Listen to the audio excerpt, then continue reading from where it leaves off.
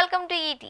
శేఖర్ కమ్ముల దర్శకత్వంలో వచ్చిన Kubera cinema hit అవడంతో రష్మిక మళ్లీ సక్సెస్ ట్రాక్ లోకి వచ్చింది.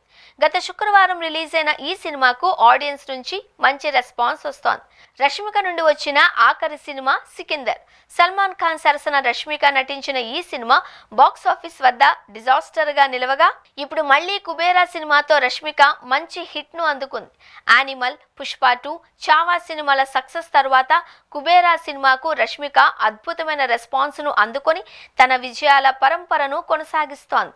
కుబేరా సినిమాలో ధనుష్, నాగార్జున పాత్రలకు వచ్చినంత రెస్పాన్స్ రష్మిక పాత్రకు రాకపోయినా సమీరాగా రష్మిక ఎంతో ఒద్దికగా చాలా సెటిల్డ్ పర్ఫార్మెన్స్ ఇచ్చి అందరి మన్ననలను పొందుకుంది.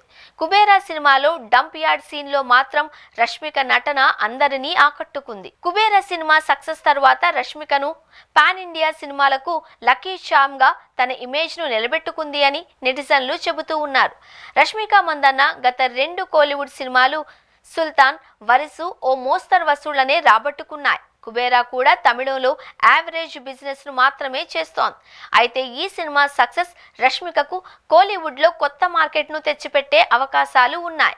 ప్రస్తుతం రష్మిక మందన్న 4 ప్రాజెక్టుల్లో హీరోయిన్ గా నటిస్తూ ఉండగా అందులో ది గర్ల్ ఫ్రెండ్, రెయిన్బో అనే తెలుగు సినిమాలతో పాటు థామా, కాక్టైల్ 2 అనే 2 బాలీవుడ్ సినిమాలు కూడా ఉన్నాయి. సినిమా రిజల్ట్ తో సంబంధం లేకుండా సినిమాకి తన క్రేజ్ ను విపరీతంగా పెంచుకుంటూ పోతున్న రష్మిక ప్రస్తుతం చేస్తున్న సినిమాలతో ఎలాంటి ఫలితాలను అందుకుంటుందో చూడాలి.